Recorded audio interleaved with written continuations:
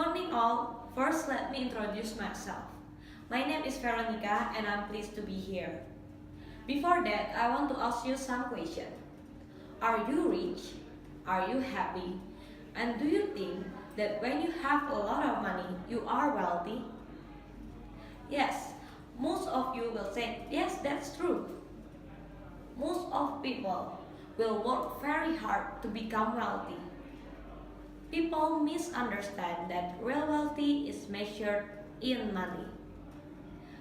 After this, we will know that real wealth is not always material things, and that misconception just affect our life. And lastly, I will explain to you what is the real wealth. So let's start. First of all, most of people think that if they work very hard, they will get a lot of money and become wealthy. And once they are being wealthy, they can buy everything they need. That misconception leads us into a materialistic person. They will sacrifice their life, their happiness just to get money. But basically, humans will never feel satisfied. And imagine if the real wealth is measured in money. People will work and work to get a lot of money and end up into depression if they cannot reach their goal or get money. For example, the real suicide story from a millionaire Kate Spade.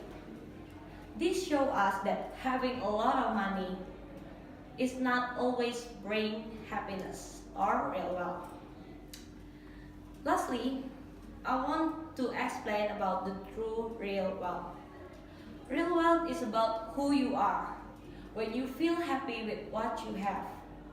Like a poor person who feels wealthy even he doesn't have any money, but he has happiness in his life.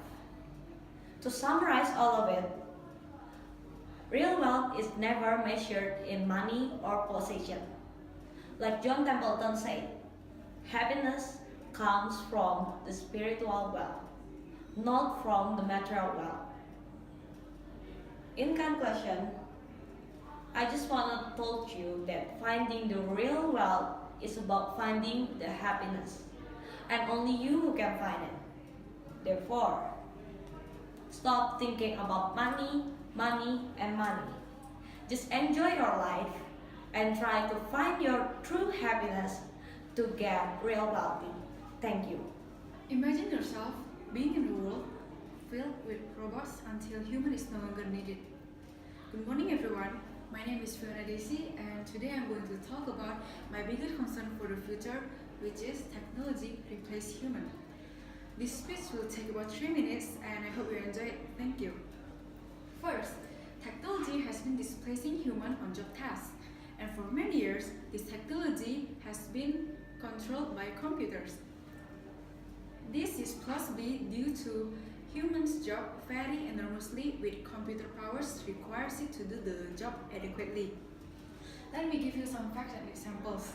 According to Forbes, about 100 years ago, majority people in the world work on farm, but because of the invention of the technology, even with a minority who work at farm, they can produce the same amount of food, just the same as the majority did. Another example is that about a little over 400 years ago, people used horses as transportation, but now we can use car and motorcycle. From these examples, it shows that technology actually makes humans' life much easier. But what will happen if technology really take over all the humans' job? Because these days, robots' abilities has been slowly improved and their improvement is much more better than humans' abilities. Next, even technology can combine humans and robots to be something called cybernetic organism or cyborgs. Well, for people with physical disabilities, this may really help. But all of us know that human will always be greedy, right? So there are even some people who implant cyborg on their body when they don't really need it. This might enhance humans' ability, but are you sure that there will be no human error? Like, nobody is perfect, right? and that robots wouldn't be conscious and rise up against us.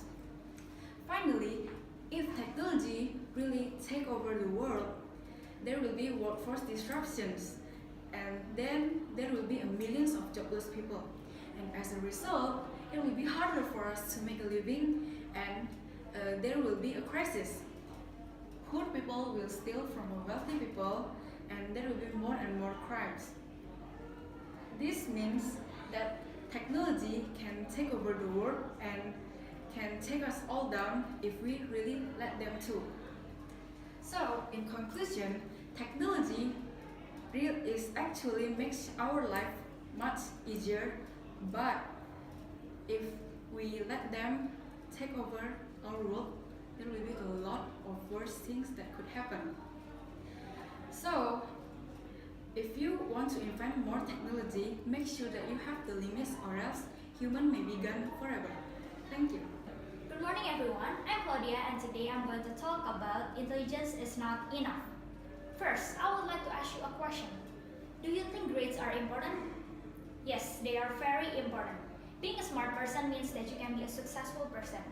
But do you think it will determine how well your career goes? According to researcher Melita Oden, a high IQ doesn't determine a successful career. There are 3 things that can help you enhance your knowledge, and they are attitude, creativity, and communication skills. First, attitude and high intelligence can be a perfect combination than intelligence alone.